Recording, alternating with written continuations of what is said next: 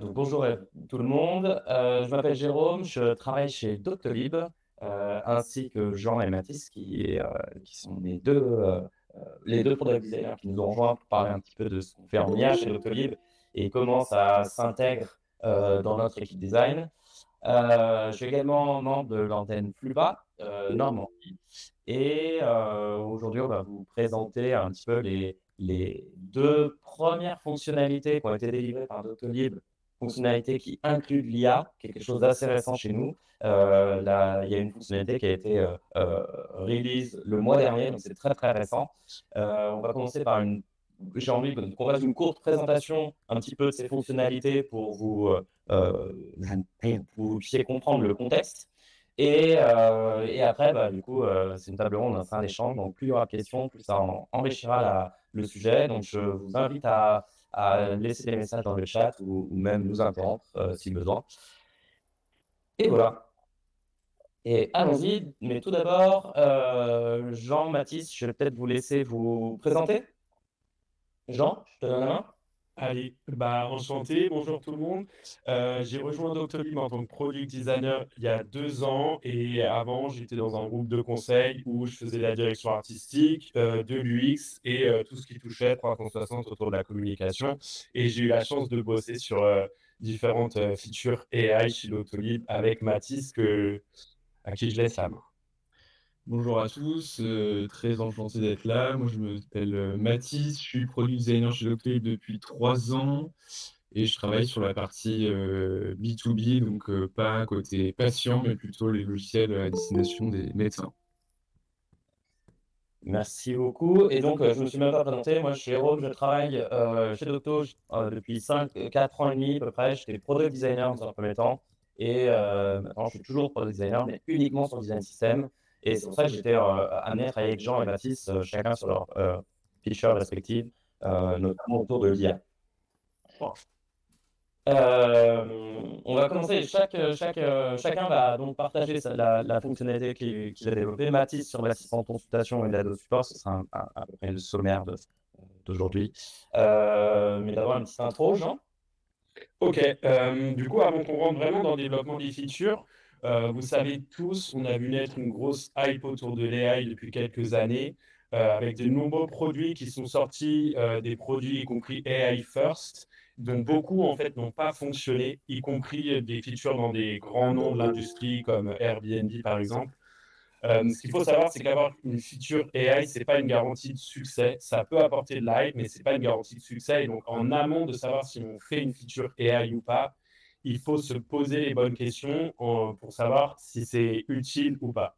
Il y a trois grands points. Alors, vous pourrez creuser, ça peut aller plus loin, mais en résumé, on a trois grands points à prendre en compte. Le cas d'usage.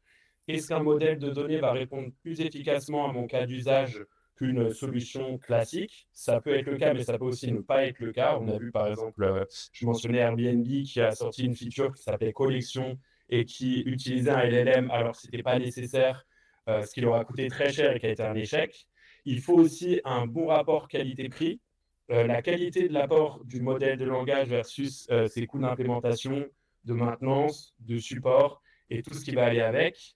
Et tout ce qui concerne la donnée, qui est quand même l'élément de base, est-ce qu'on a la data nécessaire à l'entraînement d'un modèle? De quel modèle? Et quel va être le coût d'acheter des sets de data ou des modèles pré-entraînés? Tous ces éléments ne sont pas forcément toujours pris en compte quand on veut faire de l'AI, mais c'est vraiment la base des questions à se poser lorsqu'on se demande si on veut faire une feature AI. Vas-y, du coup, je te laisse prendre la main, Jérôme. Merci, Jean. Et du coup, moi, j'ai une question pour toi, Jean.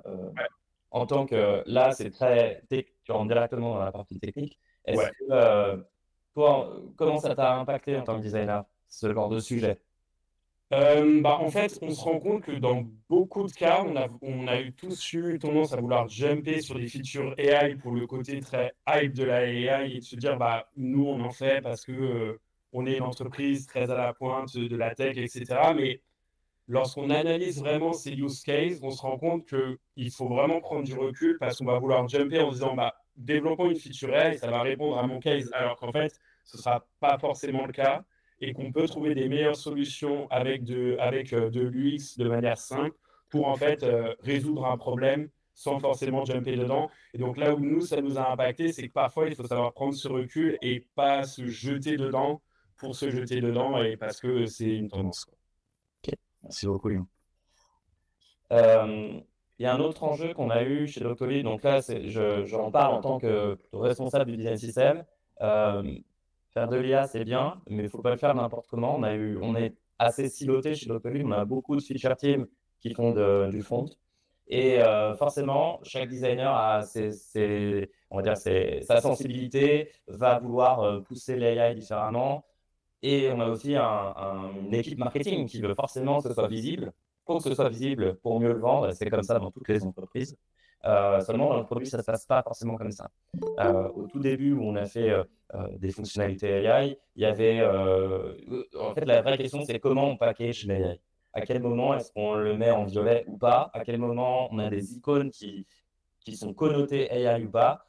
Est-ce qu'il faut que ce soit visible, pas visible? Donc, on a eu un gros travail à faire entre designers, mais aussi d'évangélisation avec les PM, le marketing et les product marketing chez nous pour rendre comment dire, cette AI peut-être transparente, mais qu'elle soit vraiment au service de l'utilisateur plutôt qu'en faire un objet marketing.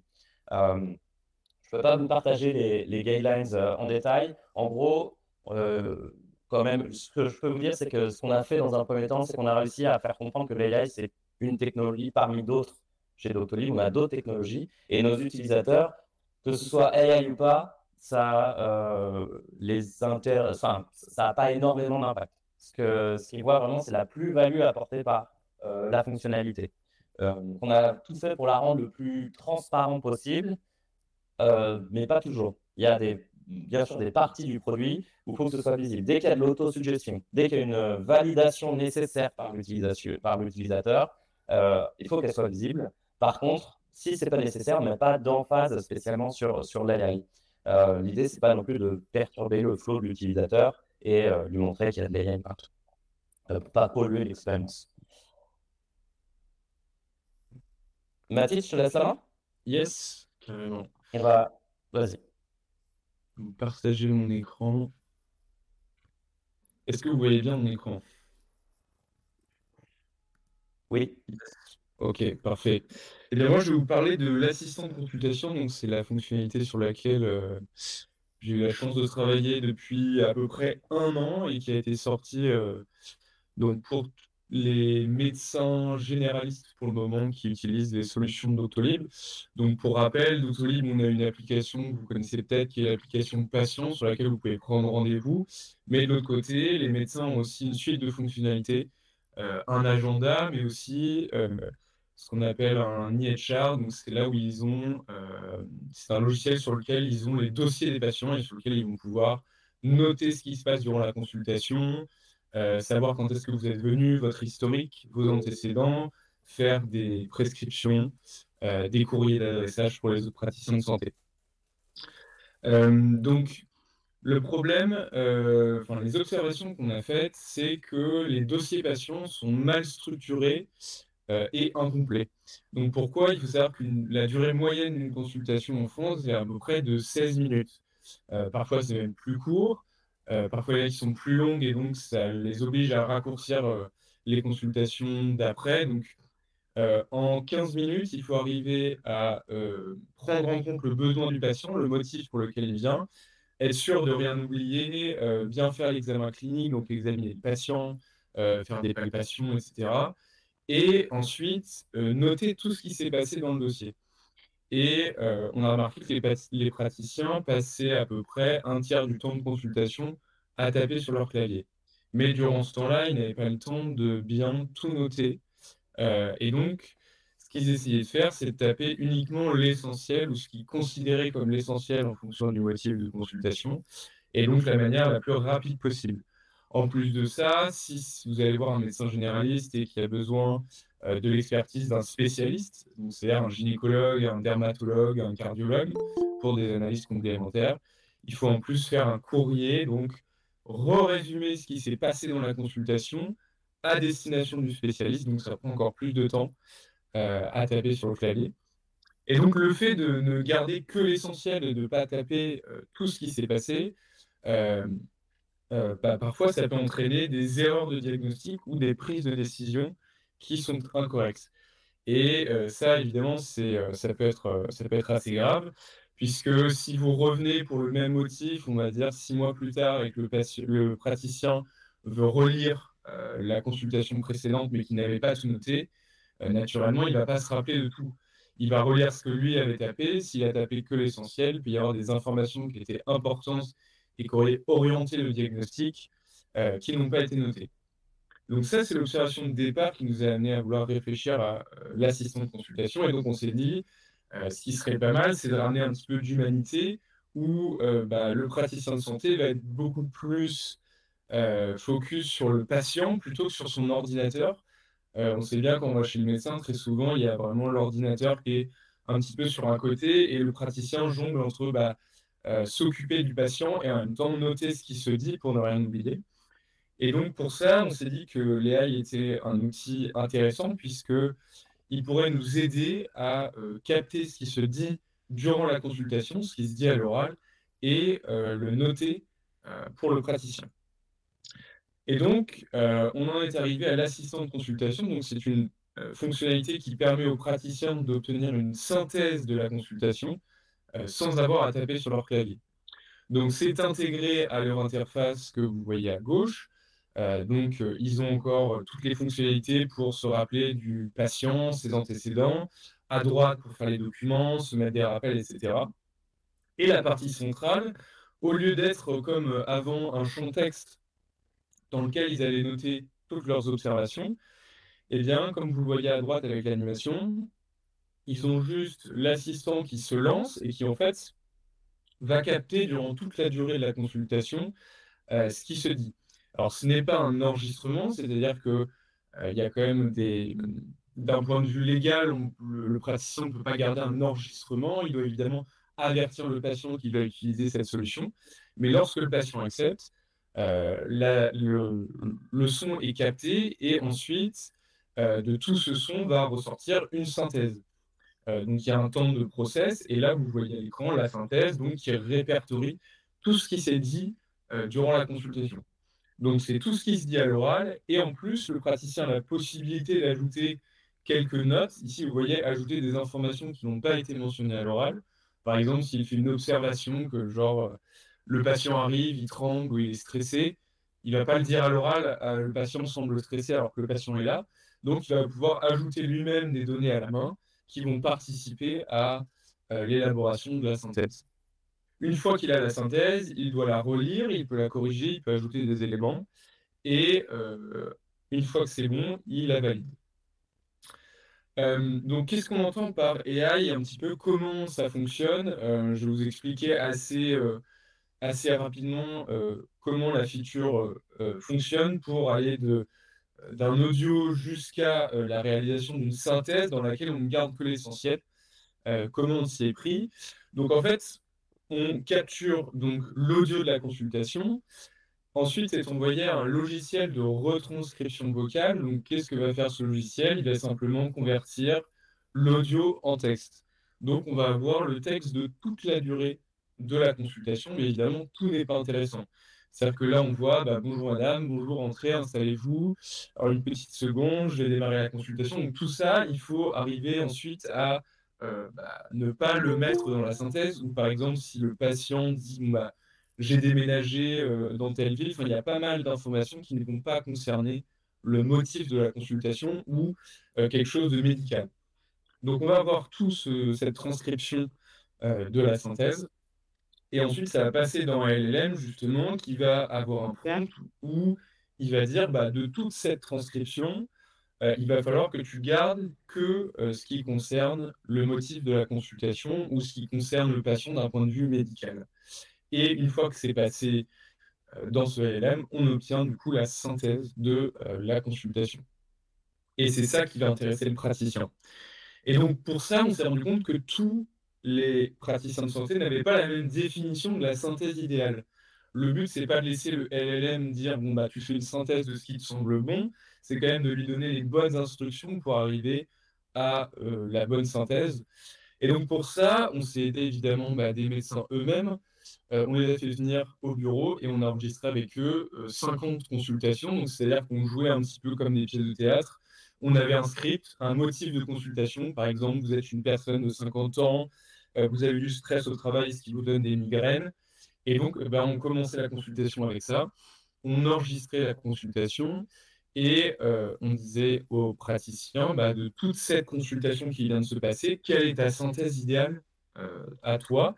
Et donc, ça nous permettait d'avoir un référentiel de synthèse idéale pour 50 types de consultations différentes, avec 10 médecins différents qui donnaient leur synthèse idéale. Ça nous a permis d'affiner notre but là où on souhaitait aller. Et ça nous permettait aussi, ensuite, lorsqu'on faisait un petit peu de prompt engineering, donc le prompt engineering, évidemment, c'est plutôt une partie data science, mais je vous explique un petit peu le process. Donc, ça consiste à donner des instructions, donc on appelle prompts, au modèle pour les orienter sur ce qu'il doit faire. Donc, c'est au moment où le LLM a une transcription complète, est-ce qu'on lui donne plutôt un prompt A ou un prompt B? Eh bien, de la même transcription, ça nous permettait de savoir qu'avec une synthèse A, on était beaucoup plus proche de la synthèse idéale qu'on avait réalisée avec les médecins, plutôt qu'avec le prompt B qui donnait une synthèse B, avec par exemple plus d'éléments manquants, ou alors il a mis par exemple des éléments moins essentiels. Par exemple, le patient a déménagé dans telle ville. Est-ce que c'est une info que les médecins aiment bien avoir ou aiment bien noter? Eh bien, le fait de pouvoir comparer avec une synthèse idéale, ça nous permettait de rationaliser ce qu'on devait mettre dedans. Et ensuite, eh bien, mes enseignements en tant que product designer, pour amener un petit peu un côté product design, j'en ai mis trois, il y en a évidemment beaucoup. Le premier, c'est une collaboration étroite avec les équipes techniques et data science. Ça paraît assez logique, mais en fait, la création de fonctionnalités basées sur l'IA, ça nécessite forcément de comprendre les modèles qu'on utilise. Donc, ça peut être leur potentiel, mais aussi les limites qu'ils ont aujourd'hui. Et donc, je pense que les designers doivent collaborer de manière assez rapprochée avec les data scientists et les ingénieurs pour comprendre les capacités de ces modèles-là. Donc, ça demande forcément d'apprendre un petit peu leur langage, se familiariser avec les concepts et les termes d'intelligence artificielle. Le deuxième, c'est sur la gestion de l'incertitude et des résultats non déterminés. En fait, concernant les fonctionnalités, on va dire plutôt traditionnelles, on va dire qui sont prévisibles, euh, parce qu'elles suivent des logiques conditionnelles, une IA, ça peut produire des réponses un peu variées ou imprévues. Par exemple, quand vous utilisez ChatGPT, jamais ChatGPT ne va pas vous donner de réponse, il va toujours produire quelque chose. Et donc, il faut gérer un peu cette incertitude en se disant, le modèle va produire quelque chose, mais ça peut être mauvais. Et donc, qu'est-ce qu'on permet à l'utilisateur de faire pour pouvoir, par exemple, supprimer, modifier des éléments qui peuvent être mauvais? Avec des logiques conditionnelles, c'était beaucoup plus simple de dire, tu as un input, par exemple, dans lequel tu dois écrire quelque chose. Si l'utilisateur valide sans avoir rempli quelque chose dans l'input, alors on met un cas d'erreur. Alors que là, on est sûr qu'il y aura quelque chose. La synthèse qui va être envoyée, par exemple, il y aura toujours une synthèse renvoyée. Mais peut-être qu'on peut dire, si l'audio est trop court, alors tu dis à l'utilisateur que on ne peut pas générer de synthèse, parce que même s'il y aura un élément qui sera renvoyé, il y a de fortes chances qu'il ne soit pas pertinent. Et donc, en tant que designer, il faut prévoir ces moyens de gérer l'imprévisibilité. Et donc, ça peut être par de la transparence, des options de correction, euh, ou que le médecin puisse garder un contrôle ou reprendre un contrôle. Donc, par exemple, nous, on a gardé la possibilité de le repasser, on va dire, en mode manuel. C'est-à-dire que même s'il a utilisé l'assistant, il peut toujours ajouter des éléments à la synthèse. Il peut toujours prendre des notes en même temps que l'assistant tourne. S'il y a quelque chose de critique dit par le patient, il peut toujours le noter. Et enfin, renforcer la transparence pour essayer d'instaurer une certaine confiance vis-à-vis de la fonctionnalité. Donc, les médecins doivent forcément pouvoir comprendre clairement comment l'assistant de consultation génère des synthèses, évidemment parce qu'il s'agit d'informations médicales, donc qui peuvent être très sensibles. En tant que designer, il faut que ce soit transparent, alors pas totalement évidemment, mais un minimum sur comment ça fonctionne pour pouvoir inspirer la confiance. Donc ça passe par des moyens, par exemple, de revenir aux sources de la donnée, de se dire, une fois que j'ai ma synthèse, on a permis aux utilisateurs de voir les sources qui ont amené à cette synthèse. Donc, c'est-à-dire, s'il a pris des notes, pouvoir voir la transcription en entier qui a servi à générer cette synthèse. Ça permet à l'utilisateur de comprendre comment ça fonctionne et sur quoi la synthèse s'est basée. Et ça lui permet aussi de se dire que si l'IA a oublié de mentionner un élément important, l'utilisateur peut toujours, en voyant cette source, eh bien, reprendre cet élément de la discussion en se disant, ah bah tiens, j'ai bien dit telle information, elle n'a pas été mise dans la synthèse, mais je peux facilement la copier-coller, et je sais que je peux faire confiance à la feature pour me montrer tout le temps la transcription. Donc, j'ai pas besoin de prendre de notes pendant la consultation, je peux me concentrer sur mon patient, et s'il manque un élément dans la synthèse, je peux y revenir en visualisant la source de la donnée par la transcription. Voilà. Merci beaucoup, Mathis. Je vois qu'on a on a pas mal de questions. Merci aussi beaucoup pour les questions. Du coup, on va en profiter pour les prendre une par une. Il y a des questions vraiment d'enjeux sécurité et légales et des questions qui sont plus techniques. Une question de Christophe qui était, quand tu nous as présenté les différents prompts qui ont été faits, A et B, quelle était la différence sur ces prompts? La différence sur ces... En fait, là, j'ai hyper schématisé A et B, mais il y a eu plus de 200 prompts générés.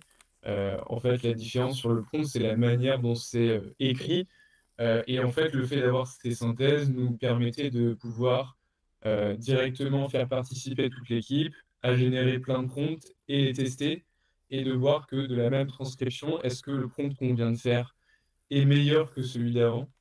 La différence, elle est évidemment dans ces prompts eux-mêmes. Évidemment, ensuite, c'est surtout les data scientists qui ont euh, fait ces prompts. Je ne peux pas vous donner évidemment le prompt.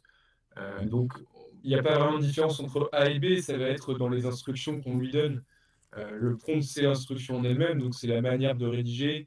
C'est lui dire de garder ou d'omettre tel type d'information. Est-ce qu'il faut être précis dans les informations qu'on lui dit d'omettre ou alors on le laisse gérer. Est-ce que le prompt il tient en 3 lignes? Est-ce qu'il est meilleur qu'un prompt qui va être hyper détaillé, qui va tenir en 25 lignes? Et ben, peut-être que celui en 3 lignes est meilleur. En fait, il faut les tester. Il faut voir la manière dont on rédige ces prompts-là pour savoir lequel est meilleur.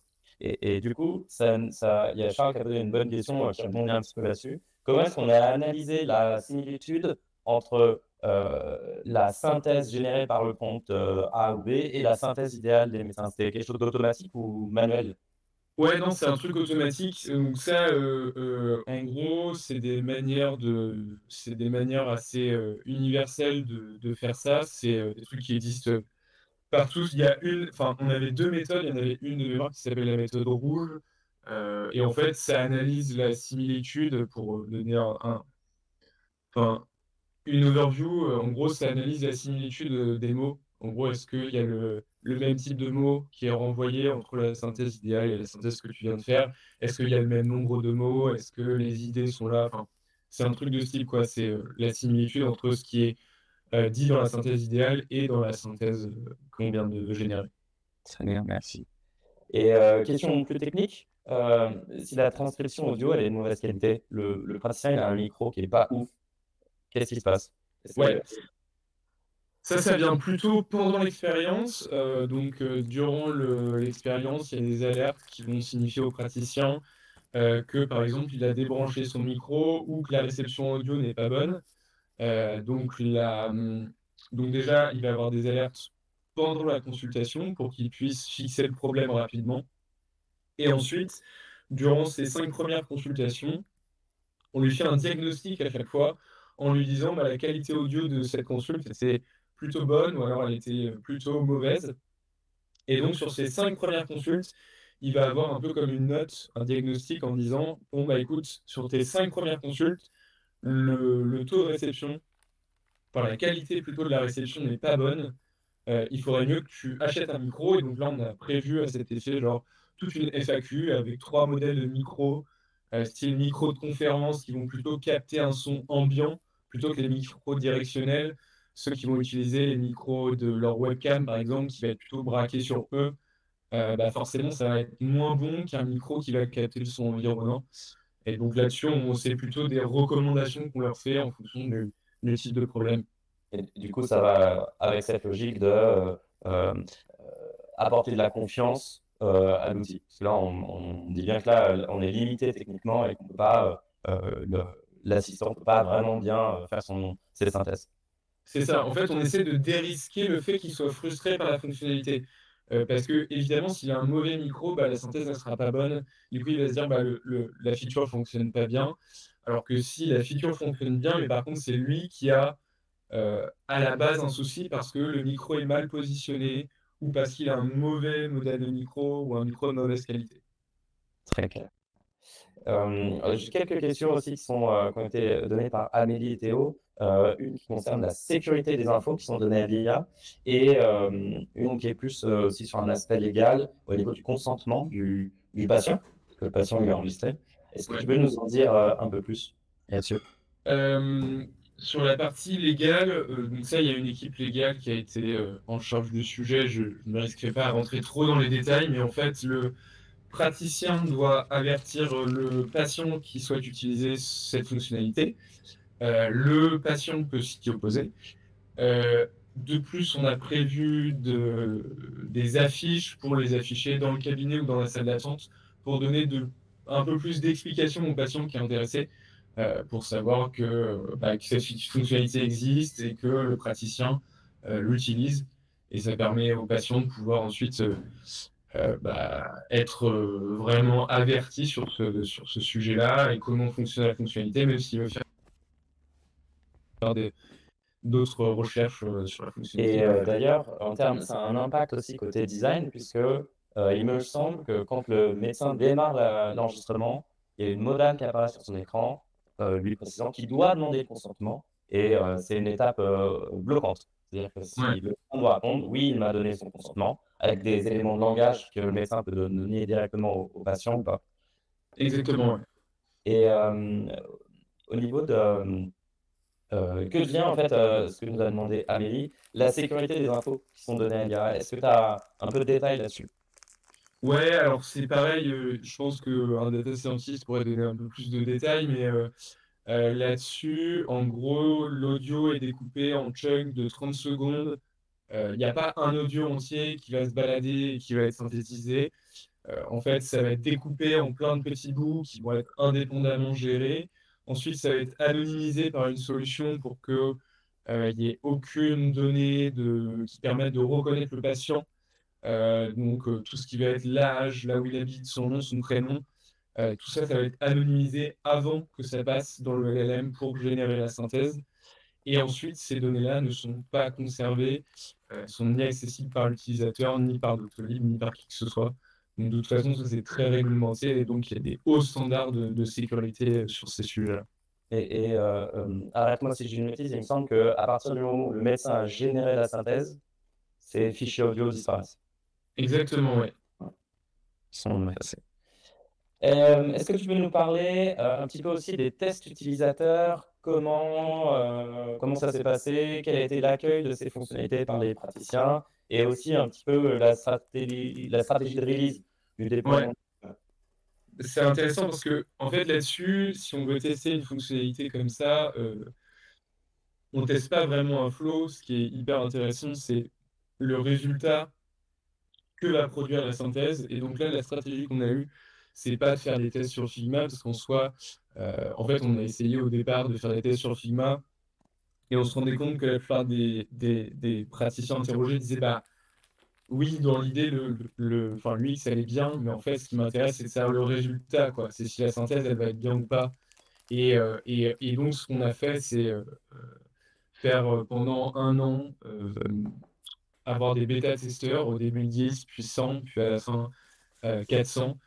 Et ces bêta-testeurs, en fait, ils testaient la fonctionnalité tous les jours. Ils nous faisaient des retours. Quand on changeait de prompt, ils nous disaient, bah non, en fait, j'ai l'impression que là, sur tels aspects, je viens de faire une journée de travail avec et c'est moins bon que la semaine dernière.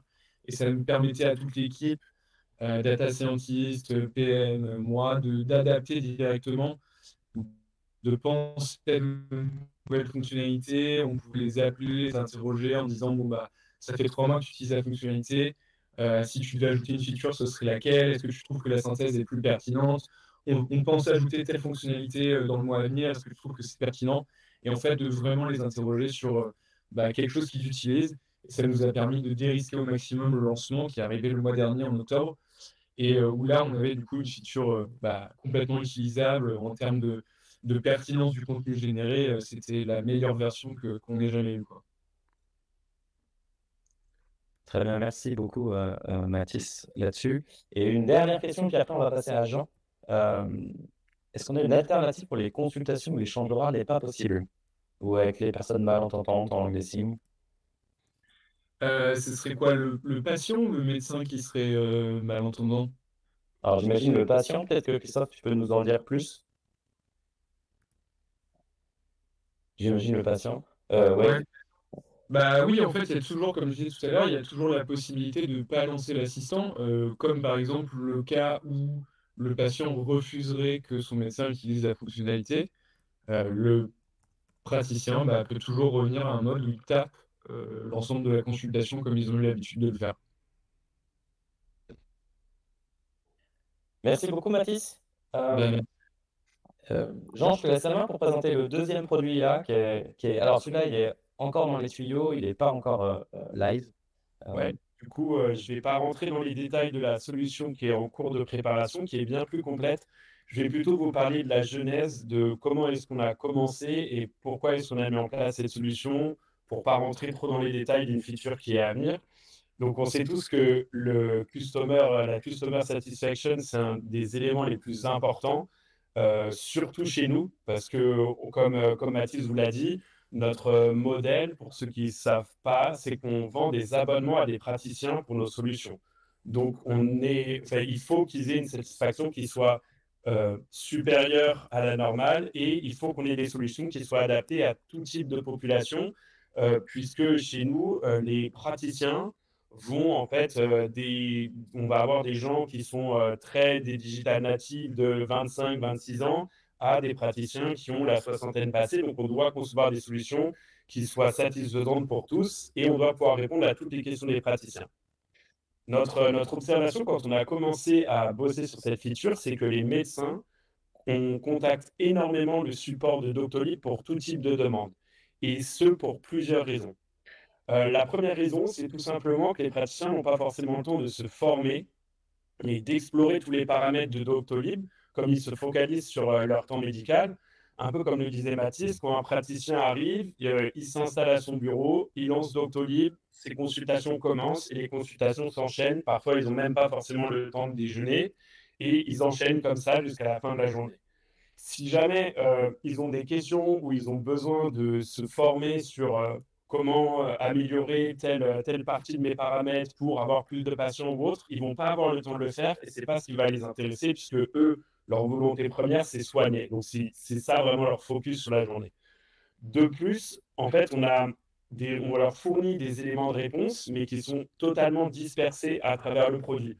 On a eu historiquement des FAQ, on a eu des tutoriels, on a eu des centres d'aide spécifiques, on fournit des vidéos, on pousse des éléments marketing avec des explications, on a ce qu'on appelle la communauté, qui est en fait un groupe, un site internet sur lequel les soignants peuvent se retrouver pour nous soumettre des questions ou alors échanger entre eux sur les solutions de Doctolib. Voilà, il n'y a pas en fait d'endroit unifié pour leur fournir des réponses à toutes leurs questions, à tous leurs paramétrages.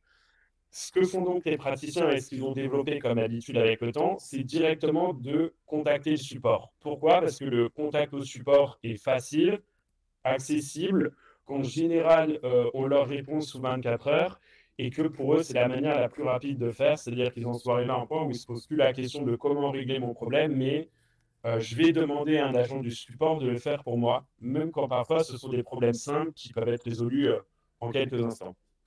Le pain point, donc, c'est une perte de temps pour eux, le temps de réponse que nous, on met à leur fournir, et nous, notre pain point, c'est du coup un très fort coût de support.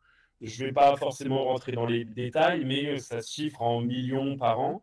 Et c'est dû non seulement à la complexité de nos produits, mais comme je vous le disais, au fait qu'eux n'ont pas le temps de se poser pour résoudre leurs problèmes. Caricaturalement, parce qu'il y en a plus que ça, il y a deux grands types de demandes de support parmi celles qu'on reçoit. Il y a les types de demandes qui peuvent être résolues par les praticiens de manière autonome. Donc, ça peut être directement à l'intérieur du produit. Ça peut être, par exemple, une consultation qui a été mise sur une autre consultation. Ça peut créer un problème et donc ils peuvent le résoudre eux-mêmes facilement. Ça peut être via les paramètres de Doctolib. Il y a peut-être un paramètre qui est mal configuré ou qui doit être changé pour répondre à un besoin spécifique d'un praticien. Je vous donne un exemple. Un praticien change de compte professionnel, il veut changer son IBAN, il doit pouvoir le faire en quelques clics, donc il peut le faire en quelques clics, mais comme c'est quelque chose qu'il n'a a priori jamais fait, puisque on ne change pas d'IBAN tous les 4 matins, ils ne vont pas savoir le faire, ils vont directement contacter le support. Ça va être le premier shortcut qu'ils vont avoir. On a un autre type de demande, mais qu'on va laisser complètement de côté aujourd'hui, c'est les demandes qui nécessitent du support humain. Donc, c'est des actions spécifiques du côté de Doctolib, des changements de pricing complexes pour des organisations, des transferts de comptes dans des hôpitaux. Tout ça, c'est vraiment très spécifique et les utilisateurs, de toute façon, ne peuvent pas le résoudre eux-mêmes. Donc, si je vous résume un peu notre problème, on a beaucoup de patterns pour répondre à des questions des praticiens. On a peu de solutions unifiées et ça nous entraîne un très fort contact ratio. Le contact ratio, je l'ai reprécisé, c'est en gros le nombre de contacts au support par rapport au nombre total de praticiens qui utilisent Doctolib. On a certaines features dans le produit où le contact ratio peut monter à 15-20%. C'est vraiment énorme. Et c'est lié, comme je vous disais, à la complexité de nos produits. On a donc, je ne vais pas rentrer dans les détails techniques. Très rapidement, on avait déjà une base de case de support qui remontait à travers nos différents outils. Donc, nous, en l'occurrence, on a un outil spécifique de ticketing pour les supports. Et on a la FAQ, tous les outils que je vous ai mentionnés, la communauté, etc. Donc, nous, pour avoir des datas pour entraîner un modèle, c'était très, très straightforward. C'est-à-dire qu'on a juste eu besoin de tout récupérer, tout uploader, tout bien définir pour définir en fait deux types de modèles qui fournissent deux nouveaux types de support actuellement, du support qu'on appelle réactif et du support qu'on appelle proactif. Je vais rentrer dans le détail juste là. Donc on a du support proactif. Qu'est-ce que le support proactif? En fait, c'est Doctolib, le modèle va déterminer que quelque chose est mal paramétré dans le compte d'un praticien, dans un de ses produits, et va lui pousser directement une recommandation d'amélioration. Ça va être lié au fait que, par exemple, certains paramètres peuvent avoir été modifiés et peuvent, par exemple, bloquer la prise de rendez-vous par les patients. Par exemple, si j'ai mal réglé un motif de consultation en le créant, il est possible qu'aucun patient ne puisse le voir. Et donc, dans ce cas-là, le case qu'on va avoir du support, c'est que le praticien va directement contacter le support et dire « J'ai créé un motif de consultation, aucun patient ne réserve ce motif de consultation, c'est pas normal. » Nous, on est capable d'aller analyser ton setup avec le temps et de lui dire, voilà, on va lui pousser une bannière qu'on appelle du coup proactive. On va lui dire, tu as configuré ce motif de consultation, il n'y a aucun patient qui réserve. Voilà comment résoudre ton problème. C'est ce qu'on appelle, nous, les Next Best Actions, qui sont des actions qu'on va recommander aux praticiens. Et sur ce point, je vais revenir sur ce que disait Mathis, ce qui est très important, c'est laisser la liberté à l'utilisateur de décider de ce qu'il fait ou pas. Donc nous, on va lui pousser une recommandation et l'utilisateur peut soit accepter le paramétrage, auquel cas, plutôt que de le faire pour lui, on va le guider dans la réalisation de ce paramétrage de manière simple et rapide. Pourquoi? Parce qu'on a besoin de laisser, comme Mathis mettait en face dessus, de la transparence. Il faut que l'utilisateur comprenne les actions qu'il effectue et pas qu'on aille le faire à sa place, surtout quand il s'agit des paramétrages des rendez-vous médicaux, qui sont vraiment quelque chose de critique pour eux. Et on va lui laisser la possibilité d'accepter ou non ce paramétrage. C'était peut-être volontaire, peut-être qu'il a créé un motif de consultation, si je reprends mon exemple, en ne souhaitant pas qu'il soit booké pour le moment. Peut-être que c'est pour dans 1 an, 2 ans, parce qu'il souhaite faire évoluer son activité. Voilà. Ça, c'est la première partie du support. Et la deuxième partie du support, c'est ce qu'on appelle le support réactif. C'est une fois que le praticien est rentré à lancer sa demande de contact. Ici, en fait, il va avoir un champ où il va pouvoir rentrer le détail de sa problématique. Donc, par exemple, si je reprends mon premier exemple, j'ai créé un motif de consultation, mais je ne reçois aucune demande de mes patients euh, pour prendre rendez-vous sur ce motif-là. Ce que notre modèle va faire, c'est qu'il va analyser le champ de texte détail et on va lui proposer une solution directement adaptée lorsqu'il va envoyer sa demande. Donc ici, même principe, transparence et choix de l'utilisateur. La transparence, on va lui expliquer comment régler son problème. Donc on va lui dire, voilà ce qui est mal réglé, voilà ce que tu peux faire pour changer ce paramétrage et résoudre ce problème-là sans devoir nous appeler directement. Donc il a une réponse immédiate à son problème. Mais on va également lui laisser la possibilité de pousser son case au support pour qu'il ait la main de dire, bon bah ok peut-être, mais moi je veux du support parce que ça ne m'intéresse pas forcément. Et donc, il aura toujours un accès et toujours le choix de décider de ce qu'il fait. Ce que je vous ai présenté là, donc de manière succincte et rapide, ce ne sont que les premiers pas de la vision long terme qui est en cours de travail donc, dans mon stream avec d'autres designers. Donc, vous le verrez plus tard, je pense, peut-être d'ici une petite année, vous verrez des cases là-dessus parce que c'est quelque chose de très gros qui va sortir. Mais pour le moment, on ne peut pas forcément vous en parler. Mais donc voilà, c'est que les premières briques de notre nouveau support et de la manière dont on conçoit l'aide aux utilisateurs grâce à l'IA. Merci beaucoup, Jean. J'ai quelques questions. Est-ce que tu sais déjà comment on va mesurer ça? Enfin, j'imagine qu'on va le faire via le contact ratio. Mais est-ce qu'il y a eu des tests de fait de cette vision? Est-ce qu'on a Alors, cette partie-là? ouais, nous sur les tests utilisateurs, comme c'est moins basé sur le résultat que la compréhension des praticiens de on vous pousse une modification de vos paramètres, nous ce qu'on a vraiment voulu mesurer, c'était la peur qu'ils pouvaient avoir que Doctolib le fasse pour eux. Ce qui fait que nous, on a plutôt fait des tests utilisateurs, je dirais, classiques sur Figma pour tester différents wordings, différentes options et mesurer l'impact que ça a. Et donc, pour chacun des cases qu'on a développés sur nos bannières proactives, elles ont été testées avec des utilisateurs pour s'assurer que c'était suffisamment clair, que les choix étaient assez intéressants pour eux et assez clairs, et que c'était assez, enfin, qu'on enlevait toute peur de leur côté, qu'on aille en fait éditer leurs paramètres à leur place. Très clair.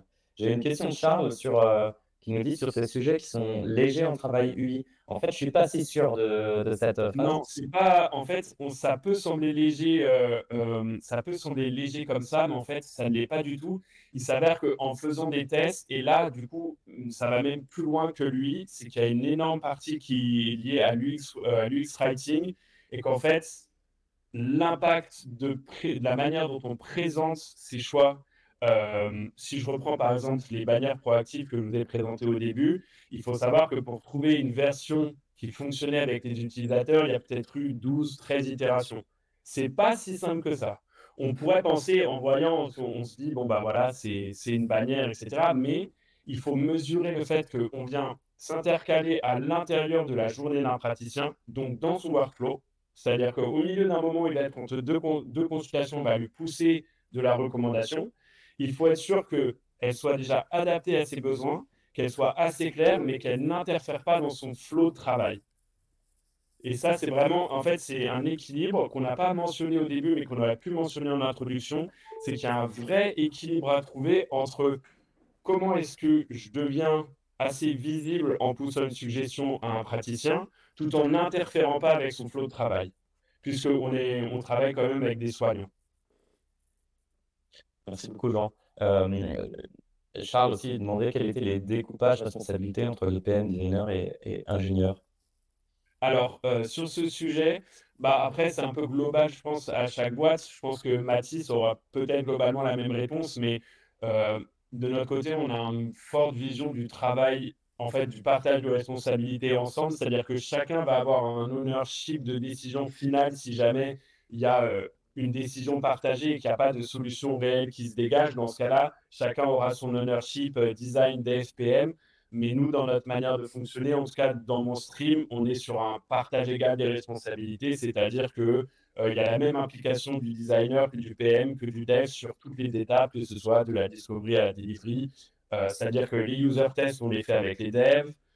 Les PM, ils font la discovery technique avec nous. Comme disait Mathis tout à l'heure, Il a développé une connaissance des modèles de langage pour être sûr de comprendre de quoi il s'agit. Donc, c'est vraiment un travail de groupe et pas un découpage de scope où un PM viendrait voir et nous dirait, bon, bah voilà, ça c'est la user story, fait. Et actuellement, j'ai la chance de travailler avec Mathis également sur l'assistant de consultation, sur certaines parties de l'assistant de consultation, pardon. Et c'est comme ça qu'on fonctionne aussi, c'est-à-dire qu'on travaille, on réfléchit ensemble à la solution de A à Z. On sait là où on va, mais on le fait ensemble, quoi. Est-ce que tu veux ajouter un truc, toi, Mathis, de ton expérience sur... Non, non, bah c'est ça, c'est avoir un framework qui fonctionne bien, où tout le monde est investi dès le plus tôt, quoi. Si dès la discovery ou dès le kick-off, on peut mettre ensemble les designers, les ingénieurs, même les data scientists dans ces projets IA, c'est plus tellement on dit des fois c'est un triangle PM, ingénieur, design, mais je pense que quand c'est des futurs IA, c'est pas mal aussi d'avoir les data scientists pour essayer de comprendre comment ça va fonctionner et comment toi, en tant que designer, tu peux les aider à peut-être pendant des user tests, bah, eux, ils ont peut-être des questions sur la pertinence de certaines choses, comment tu peux développer des fonctionnalités pour instaurer de la transparence, voir avec eux ce que tu peux montrer à l'utilisateur ou pas, est-ce que c'est pertinent? Je pense que le fait d'avoir tout le monde, comme tu disais, le plus tôt ensemble dès la discovery, dès les kick-offs, ça aide forcément au bon déroulement du projet. Ouais. Et du coup, là, j'ai une question pour vous deux. Vous parlez beaucoup de collaboration. Euh, Quelle est la différence pour vous entre travailler sur une fonctionnalité qui intègre de l'IA versus travailler sur une fonctionnalité standard, sans IA? En termes de, je parle vraiment d'un point de vue d'un product designer. Tu veux y aller, Jean? Ouais, bah déjà, il y a, pour moi, là où c'est un peu plus complexe, c'est qu'il faut prendre en compte tous les sujets spécifiques à l'IA que Mathis a mentionné, donc tout ce qui va être les guidelines, la transparence, fournir de la feedback loop, être sûr que le modèle n'hallucine pas, être sûr de ce qu'on propose, être sûr de la valeur ajoutée de la solution. Il y a tous ces éléments-là qui vont être à prendre en compte en amont. On va rajouter des personnes dans la collaboration, forcément. Tu parlais de rajouter des data ingénieurs ou des data analystes, et il y a aussi les limitations techniques de la solution qu'on choisit. Parce que les modèles ayant différents coûts, il faut forcément aussi s'adapter à nos limitations techniques qui vont parfois être plus grandes dans une feature IA que quand on bosse avec des devs front et full stack sur une feature plus classique, où là, on peut se dire, bon, bah, en termes d'UX, on peut se faire un peu plus plaisir parce qu'on peut faire des trucs plus élaborés. Il y a plus de limitations, il y a plus de contraintes, mais ça permet d'aller plus loin, si je dois résumer ça. Ok, très clair. Je crois que notre call s'arrête à 1 heure pile, donc il nous reste encore quelques minutes. Si toutefois on n'arrive pas à répondre aux quelques questions qui arrivent, vous inquiétez pas, on pourra vous répondre sur le Slack de Fluppa, dont on va remettre le lien d'ici quelques secondes. Il y a une question de... Effectivement, est-ce qu'il y avait un principe d'avoir ces features le plus vite possible en externe ou de les garder en interne tant qu'il n'y avait pas un certain niveau de qualité? Euh, nous, sur la partie support, le but était surtout pas de le pousser en externe le plus vite possible, parce que comme je mentionnais, un petit changement ou une petite erreur dans un changement peut complètement dérégler l'agenda d'un praticien, supprimer ses rendez-vous, bloquer certains éléments, et en fait, on est dans un cas où si jamais ça arrive, il y a une perte de confiance qui est immédiate et totale de l'utilisateur envers le produit, et du coup, ça engendre quasiment certainement un churn derrière. Donc, non, nous, il y a eu énormément de tests, beaucoup de petits badges d'utilisateurs par groupe de 10 qui étaient au courant, sur des faux comptes, etc., pour être sûr du fait que les features et ce qu'on pousse est 100% juste à tous les coups avant de pousser ça pour tous les utilisateurs. Nous, l'approche était un peu différente. Justement, pour avoir des retours, on était un petit peu obligé de faire tourner l'assistant en contexte de consultation dans des cabinets avec les setups des users. Nous, évidemment, quand on le reproduisait chez Doctolib, même avec un script de consultation dans une salle sans bruit, etc., c'était pas la même chose. Donc, on a fait quand même quelques tests pour s'assurer d'avoir une qualité assez suffisante. Comme je disais tout à l'heure, on avait nos synthèses idéales. On avait notre méthode rouge là pour savoir qu'on était assez proche des synthèses. Et ensuite, on l'a délivré à 10 users. Puis une fois qu'on avait plutôt bon retour, à 20, etc. Mais on disait toujours au départ aux users, bah, prenez toujours des notes en parallèle. Comme ça, si l'assistant il est vraiment à côté de la plaque ou il n'est pas bon, vous nous le remontez, on essaiera de faire des changements et puis vous avez vos notes. Et en fait, ces bêta-testeurs étaient tellement investis parce qu'ils trouvaient que c'était une fonctionnalité super qu'en fait, ça ne les dérangeait pas du tout. Il y en a même certains qui faisaient tourner des concurrents à nous et puis ils nous disaient, bah voilà, vous, ce que vous sortez, voilà le concurrent, il est meilleur sur ça, ça, ça, ça. Enfin, il y a plein d'approches, mais nous, on était obligé de le mettre assez rapidement dans les mains des utilisateurs pour avoir des retours concrets, quoi. Et justement, par rapport à l'IA, je crois qu'il y a une question un petit peu en lien avec ça un peu plus tôt. Est-ce qu'on a quelle était la perception des utilisateurs? Est-ce qu'on a eu des pionniers qui étaient au taquet, qui voulaient vraiment tout tester, qui étaient super contents, ou des gens qui étaient justement à l'inverse, n'osent pas du tout toucher à l'IA parce que ça leur fait peur? Bah, en fait, les bêta-testeurs, ils ont été recrutés dans un groupe qu'on appelle, nous, les pionniers. Donc, c'était déjà On a une communauté, en fait, c'est comme un forum, un blog où il y a tous les médecins ensemble qui ont des solutions Doctolib, ça leur permet d'échanger. Donc, déjà, on a recruté là-dessus, c'est déjà des utilisateurs des produits Doctolib. Et c'est là-dessus qu'on a recruté les bêta-testeurs. Et ensuite, on a fait une waiting list pour avoir l'assistant un mois avant la sortie. Donc, les premières personnes qui étaient dans ce bêta-test, c'était déjà des gens hyper investis qui avaient envie d'y aller. Et étant donné que c'est une fonctionnalité qui est payante, elle n'est pas obligatoire. C'est-à-dire que tu peux très bien avoir les solutions Doctolib Pro sans avoir l'assistant. Donc, en fait, les utilisateurs qui ont l'assistant, c'est ceux qui en perçoivent la valeur, quoi, et qui sont pas réfractaires. Ceux qui sont réfractaires, bah, ils peuvent très bien toujours taper leur consultation sans problème. Et peut-être qu'on peut ajouter aussi, c'est l'occasion, ce qu'on a fait après, c'est qu'on a rendu l'assistant disponible en free trial pour que justement des utilisateurs qui seraient pas forcément convaincus ou qui seraient moins tech ou qui voudraient juste essayer puissent prendre l'outil en main, voir si ça fonctionne pour eux. Et, mais globalement, les premiers retours sont globalement dithyrambiques. Je pense que c'est le mot. Très bien. Et une petite dernière question, j'ai peur qu'on soit un petit peu coupé. Effectivement, Charles nous demande comment on fait notre vision long terme, vu que l'IA évolue super vite. Moi, je dirais, vas-y, Mathis, si tu veux. Non, non, vas-y, vas-y. Bah, moi, je reviendrai juste très rapidement à ce qu'on disait dès le début. La vision n'est pas définie par l'IA, elle est définie par ce que nous, on veut proposer aux utilisateurs. Si jamais, alors c'est un peu différent pour l'assistant, parce que ça va ouvrir des nouvelles possibilités, mais sur ce que nous, on développe, l'idée, c'est qu'est-ce qu'on veut rendre disponible aux utilisateurs, qu'est-ce qu'on veut leur offrir comme service, et à partir de là, ce sera, est-ce que les nouvelles possibilités de l'IA vont nous permettre de répondre à ces cases ou pas? On n'est pas en attente que l'IA propose des choses pour voir si on peut les plugger chez nous.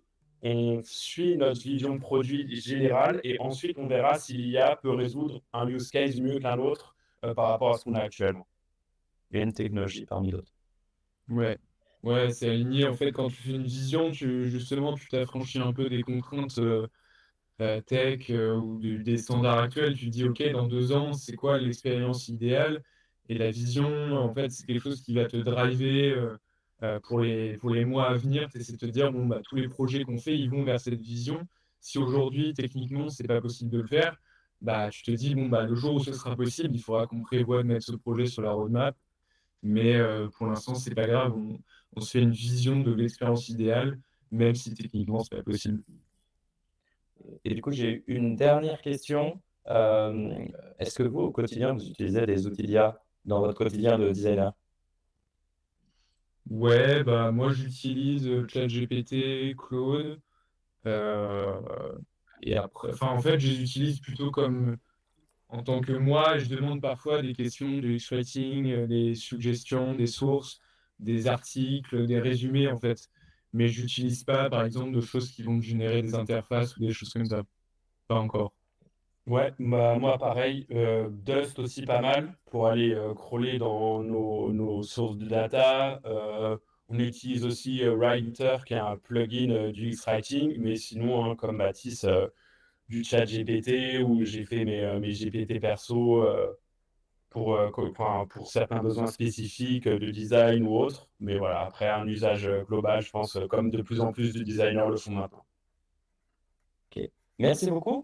Merci à tous. Merci à vous. Bonne journée. Bonne journée à tout le monde et retrouvez-nous sur le Slack de Flupa si vous voulez en savoir plus. Oui, merci beaucoup Mathis, Jérôme et Jean pour cette présentation vraiment super inspirante. Merci à tous d'avoir été là. Je vais clôturer cette vidéo et surtout, n'hésitez pas à nous rejoindre sur le canal, je précise le canal Antenne Normandie du Slack de Flupa. On va mettre cette vidéo en ligne sur le YouTube de Flupa très prochainement. Je ne peux pas vous dire de date, mais en tout cas, elle sera très prochainement mise en ligne. Voilà, donc vous pourrez la retrouver dans son intégralité. Voilà, merci à tous d'avoir été là. Et puis, oui, sur la chaîne de Squeezie.